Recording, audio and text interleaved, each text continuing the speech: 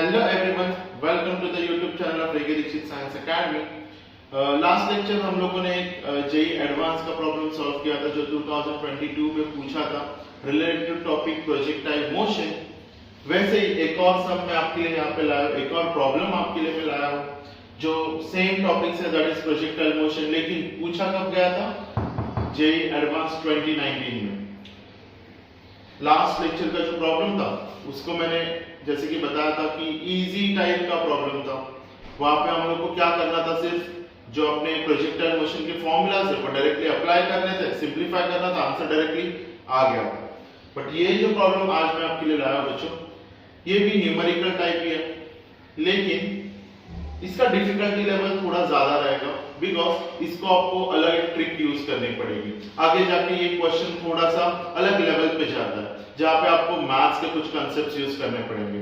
ये क्वेश्चन में आगे जाके आपको थोड़ा लॉजिक पार्ट भी यूज करना पड़ेगा, बाद में थोड़ा अलजेब्रा आएगा, मतलब मिक्स टाइप का प्रॉब्लम ये है। सिर्फ आप प्रोजेक्टाइल मोशन के फॉर्मूलाज डालोगे और आंसर आ गया, ऐसा नहीं होगा। यहाँ पे आपको थोड़ा ट्रिक्स एंड टेक्निक्स यूज करने पड़ेंगे, आपका दिमाग थोड़ा लॉजिक पॉइंट ऑफ व्यू चलाना पड़ेगा। अगर आप ऐसा नहीं कर रहे हो तो बच्चों ये क्वेश्चन सॉल्व नहीं होगा। तो देखते हैं ये प्रॉब्लम कैसे सॉल्व करना है।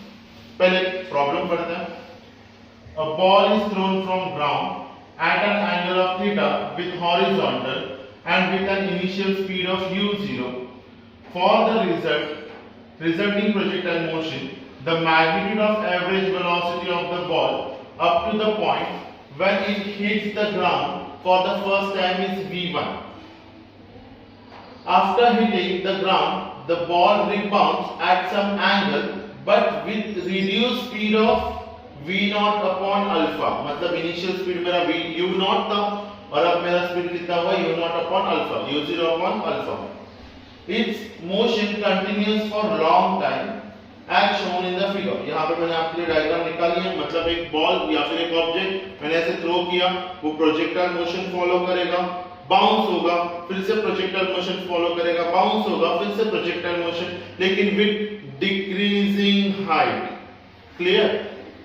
लेकिन एंगल ऑफ प्रोजेक्शन क्या है? सेम। वेलोसिटी क्या हो रही है? रिड्यूस हो रही है। इनिशियली u0, फिर u0 अपॉन अल्फा, फिर u0 upon alpha square, so on u0 upon alpha raise to m। ऐसा ये डायग्राम है बच्चों, मतलब विद रिड्यूसिंग हाइट अपना क्या हो रहा है, ऑब्जेक्ट आगे बढ़ रहा है by performing projectile motion। If the magnitude of the average velocity of the ball for entire duration of motion is 0.8 times v1, ये कंडीशन उन्होंने दिया है, the value of alpha is, क्या पूछा है? the value of alpha। अब बच्चों इसको सॉल्व कैसे करेंगे? देखो अगर आप लोग ध्यान से देखोगे तो एवरेज वेलोसिटी बोला है, मतलब एवरेज वेलोसिटी का कांसेप्ट यूज करना पड़ेगा। अगेन वेरियस कंडीशन दिए है for bouncing effect.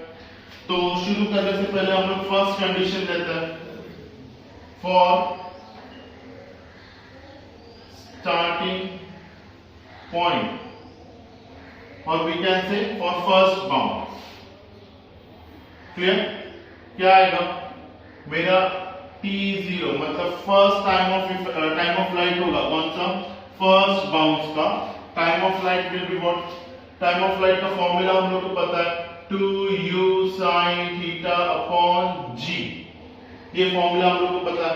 Initial speed u0 दिया है, यहां पे क्या लिखेंगे u0, तो 2u0 sin theta upon g, this is the my value of time of light. Similarly range क्या रहेगी बच्चों? r0। रेंज का फॉर्मूला क्या है? 2 नहीं u square sin 2 theta upon g, right. Again u की जगह पे क्या? u0, तो u0 square sin 2 theta upon g। Clear? ये मेरा किसका फॉर्मूला है? r0 का। तो उन्होंने क्या बोला है बच्चों? The magnitude of average projectile motion of ball up to the point when hits the ground is v1। तो मुझे पहले v1 का वैल्यू निकालना पड़ेगा। कैसे निकालेंगे? Average velocity v average is equal to v1, that is equal to distance upon time. Formula बदलेगा क्या वेलोसिटी का? नहीं, that is fix, that is distance upon time. अब डिस्टेंस क्या है? v r0, range divided by time कितना है? Time of flight t0। तो वैल्यूज डालो, r0 का value u square sine 2 theta upon g, नीचे 2u0 sine theta upon g, g cancel, right. थोड़ा और सिंप्लीफाई करते हैं, यहाँ पे एक u और यहाँ पे u0 भी कैंसिल। अब क्या बचा, u0 into 2 sine theta cos theta, मैंने स्प्लिट किया, नीचे क्या बचा 2 इंटू साइन थीटा। अब देखो 2 भी कैंसिल, साइन थीटा कैंसिल, तो बचा क्या u0 कॉस थीटा। मेरा v एवरेज का वैल्यू क्या है u0 cos थीटा, और वही मेरा क्या है फर्स्ट एवरेज वेलोसिटी, वही मेरा क्या होगा बच्चों फर्स्ट एवरेज वेलोसिटी। अब मुझे क्या मिला, अब तक सिर्फ v1 का वैल्यू मिला, मुझे अब तक क्या मिला v1 का वैल्यू, बट मुझे करना क्या है, मुझे अल्फा फाइंड आउट करना है। मुझे क्या फाइंड आउट करना है, अल्फा से। मैंने फर्स्ट कंडीशन के लिए मेरा v1 निकाला, क्योंकि उन्होंने एवरेज वेलोसिटी v1 डिफाइन किया था। बच्चों क्वेश्चन में हर एक नोटेशन किसी रीजन से डिफाइन किया जाता है, एवरेज मन में आया कुछ तो डाल दो, ऐसा नहीं होता बच्चों। तो यहाँ पे v1 का वैल्यू निकालने के लिए उसको डिफाइन किया जाता है, और वो वैल्यू हम लोगों ने यहाँ पे निकाल के रख दिया।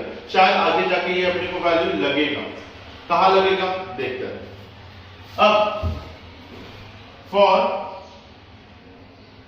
Infinite bounds, for infinite bounds मतलब वो रिबाउंड होते हुए जा रहा है ना, क्योंकि m इज इक्वल टू क्या आ रहा है infinity, m is equal to क्या आ रहा है इंफिनिटी, क्योंकि अल्फा रेज़ टू m मतलब मुझे वैल्यू पता नहीं है, ठीक है। तो फॉर इनफाइनाइट बाउंड्स के लिए अभी हम लोग वैल्यू निकालेंगे। तो मेरा एवरेज वेलोसिटी का फॉर्मूला क्या होगा, v average is equal to r1 for first condition, या फिर r0 for first condition, then r1 plus r2 plus dot so on, divided by t0 plus t1 plus t2 and so on, right। अब values डालते हैं, values भी अपने पास है बच्चों। v average is equal to r0 का value किसके ऊपर से डालोगे, यही फॉर्मूला के ऊपर से डालना है। पहला कंडीशन पे r0 क्या है u0 square sine 2 theta upon g plus r1 क्या आएगा u0 square sine 2 theta upon, अब देखो ना सेकंड कंडीशन पे अल्फा हुआ ना, तो उसका स्क्वायर क्या होगा alpha square times g plus u0 square sine 2 theta upon, अब अल्फा स्क्वायर हुआ तो u स्क्वायर की वजह से होगा alpha raise to 4 into g plus so on divided by time का वैल्यू डालते हैं। अभी टाइम का फॉर्मूला अपने पास है 2u0 sine theta upon g, ये किसका वैल्यू आया t0 प्लस, अब t1 में क्या होगा u0 अपॉन अल्फा, t0 में क्या होगा u0 अपॉन अल्फा, तो u0 की जगह पे क्या u0 square sine 2 theta upon, sorry square नहीं आएगा टाइम ऑफ फ्लाइट है ना, तो 2u0 sine 2 alpha upon alpha g, क्योंकि यहाँ पे स्क्वायर नहीं है, plus 2u0 sine 2 theta upon, second condition में अल्फा का स्क्वायर हुआ तो alpha square into g plus so on, this is the condition। ये मेरा r1 r2 r3 so on, t1 t2 t3 so on।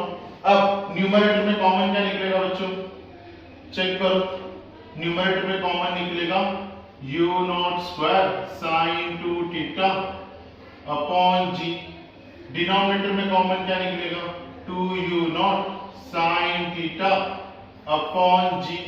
तो bracket में क्या बचा, ऊपर से पहले यहां से सब कुछ कॉमन तो 1 प्लस यहां से सब कुछ कॉमन तो 1 अपॉन अल्फा स्क्वायर प्लस यहां से सब कुछ कॉमन तो 1 upon alpha raise to 4 plus so on, clear, divided by यहां पे सब कुछ कॉमन तो 1 प्लस यहां पे क्या बचेगा 1 अपॉन अल्फा प्लस यहां पे क्या बचेगा 1 upon alpha square plus so on, और यही वो कंडीशन है जिसकी मैं बात कर रहा था कि यहाँ पे जाके आपका फिजिक्स नहीं, आपको मैथ्स का कंसेप्ट अपनाना पड़ेगा। यहाँ पे आपको अगर ध्यान से देखोगे तो 1 + 1 upon alpha square plus 1 upon alpha raise to 4, यहाँ पे क्या दिखेगी? जीपी की सीरीज दिखेगी। जीपी मतलब ज्योमेट्रिक प्रोग्रेशन का सीरीज। सिमिलरली डिनोमिनेटर में भी 1 + 1 upon alpha plus 1 upon alpha square, ये भी किसका सीरीज है बच्चों? जीपी का सीरीज है। तो जीपी का सीरीज कहां तक जा रहा है? इनफाइनाइट तक जा रहा है। तो इनफाइनाइट तक जब वो सीरीज जाएगा तो उसका फॉर्मूला हम लोग को पता है। वो फॉर्मूला क्या है? summation of infinite terms is equal to Sn, that is equal to a upon 1 minus r. This is the formula. Infinite तक समेशन अगर होगा जीपी में तो उसका फॉर्मूला क्या है? Sn is equal to a upon 1 minus r. कहां पे मिलेगा? सीक्वेंस एंड सीरीज, मैथ्स में मिलेगा। क्लियर? तो फॉर्मूला अप्लाई करके सॉल्व करने की कोशिश करते हैं। इसका आंसर हम लोग को पता है क्या आएगा। इसका आंसर देखो, यहाँ पे हम लोगों ने सॉल्व किया था u0 sin theta upon g 2u0 sin theta upon g। इसको सॉल्व करके आंसर क्या मिला था? u cos theta, that is u0 cos theta. इसको सॉल्व करके डायरेक्ट मैंने आंसर लिख दिया। अब इसको सॉल्व करते हैं। यहाँ पे 1, अभी यहाँ पे a क्या है बच्चों? न्यूमरेटर के लिए 1 फर्स्ट टर्म, a मतलब first term divided by 1 minus r क्या है बच्चों? तो डिवाइड करके देखो 1 upon alpha square divided by 1 क्या आएगा? 1 अपॉन अल्फा स्क्वायर। r का वैल्यू क्या आएगा? 1 upon alpha square divided by, यहाँ पे अगेन a का वैल्यू 1 है तो 1 upon 1 minus 1 upon alpha, this will be the value. Correct? u0 cos theta मतलब भी क्या मेरा? v1। इसको सिंपलीफाई करने की कोशिश करते हैं। देखो क्रॉस मल्टीप्लाई किया, अल्फा स्क्वायर माइनस 1, ये अल्फा स्क्वायर ऊपर, तो alpha square upon 1 minus alpha square divided by, cross multiply करो, अल्फा माइनस 1, सॉरी ये अल्फा स्क्वायर माइनस 1, यहाँ पे क्रॉस किया तो ये वापस न्यूमरेटर में जाएगा, that is alpha upon alpha minus 1, right? ये मुझे क्या मिला? मेरा सिंप्लीफिकेशन। अब बच्चों यहाँ पे ये अल्फा माइनस 1 ऊपर जाएगा, ये अल्फा स्क्वायर में से एक अल्फा कैंसिल, तो बचा क्या? Alpha into alpha minus 1 divided by alpha square minus 1 को मैं लिखूंगा alpha plus 1 alpha minus 1। Clear? और ये ब्रैकेट को मल्टीप्लाई कौन है मेरा? v1। अब ये अल्फा माइनस 1 कट, बचा क्या? v average is equal to v1, यहां पे ब्रैकेट में अल्फा अपॉन 1 प्लस अल्फा। अब v एवरेज का वैल्यू उन्होंने दिया है। If the magnitude of average velocity of the ball for the entire duration of motion is 0.8 times v1, मतलब v average is 0.8 times v1, that is equal to v1 times alpha upon 1 plus alpha। तो v1 gets cancel और आप इसको simplify करोगे, simplify करने के बाद directly आपको अल्फा का वैल्यू आएगा 4। अल्फा का वैल्यू क्या आएगा बच्चों? 4। क्रॉस मल्टीप्लाई करना है, 1 into 0.8 प्लस 0. अल्फा, वहां पे जाके 0.2 अल्फा, 0.2 से 0.8 को डिवाइड करो, आंसर विल बी 4। समझो? इस तरह का ये प्रॉब्लम था बच्चों। मतलब क्वेश्चन अगर देखा जाए पढ़ते वक्त बहुत डिफिकल्ट लगता है, अरे यार मैं कैसे सॉल्व कर पाऊंगा, इसका कंडीशन ही मेरे को नहीं समझ रहा, डायग्राम इतना भयानक दिया है। बट बच्चों आप जब सॉल्व करने जाओगे तब आपको पता चलेगा कि पहली टर्म क्या दी थी? v1, तो मुझे कैसे भी करके v1 फाइंड आउट करना है, क्योंकि कॉमन सेंस से पता चलेगा कि लास्ट में 0.8 टाइम्स v1 ऐसा कंडीशन दिया है, मतलब आगे जाके कहीं ना कहीं वो v1 कैंसिल होगा या फिर रेशियो में आएगा। तो मुझे सबसे पहले क्या फाइंड आउट करना है? v1। तो मैंने पहले v1 निकाला मेरे फर्स्ट कंडीशन के ऊपर से, ये फर्स्ट ट्रिक। सेकंड ट्रिक बच्चों आगे क्या बोला उन्होंने? मल्टीपल बाउंस के लिए। तो हर एक बाउंस स्टडी करने का नहीं, क्योंकि एंटायर मोशन का उन्होंने क्या दिया है? Final average velocity. तो मैंने डायरेक्टली क्या किया? एंटायर मोशन का फाइनल एवरेज वेलोसिटी लिया। वो क्या है? r0 + r1 + r2 up to so on. फिर T0 plus T1 plus T2 up to so on. R के वैल्यू डालो, T के वैल्यू डालो, वैल्यूज डालने के बाद पता चला GP मिला। GP मतलब ज्योमेट्रिक प्रोग्रेशन। फॉर्मूला अप्लाई किया, फॉर्मूला अप्लाई में A पता है फर्स्ट टर्म, R क्या होता है कॉमन रेशियो, तो वैल्यूज मैंने डाल दी। देन V1 को सब्स्टिट्यूट कर दिया U0 cos थीटा की जगह। देन जो कंडीशन उन्होंने दिया था 0.8 V1 वाला वो सब्स्टिट्यूट किया और मेरा आंसर आ गया अल्फा इज इक्वल टू 4। ऐसा बच्चों थोड़ा डिफिकल्ट लेवल का प्रॉब्लम था, लेकिन अगर आप थोड़ा सा common sense and logic use करोगे और अगर आपका थियरी अच्छा है, मैथ्स भी अच्छा है, तो आप ये सब इजीली टैकल कर सकते हो। क्लियर है बच्चों? आई होप आज का प्रॉब्लम आपको अच्छे से समझ में आया होगा। ऐसे ही अलग अलग प्रॉब्लम्स के साथ हम लोग अगले वीडियोस में मिलेंगे। तब तक के लिए bye bye, take care, have a nice day. ऐसे अलग अलग ट्रिकी क्वेश्चंस को रेगुलर देखने के लिए हमारे रेगे दीक्षित साइंस एकेडमी के यूट्यूब चैनल को सब्सक्राइब कीजिए और वो जो बेल आइकन है उसको भी दबाइए, सो दैट ये सारे वीडियोस के नोटिफिकेशन आपको हमेशा आते रहेंगे। क्लियर? तब तक के लिए पढ़ाई करते रहे। Bye bye, take care, have a nice day. Best coaching institute in Dombivli for JEE Mains, Advanced, NEET UG, MHT CET, 11-12 Science, 9-10 State Board and ICSE Board. Rege Dikshit Science Academy.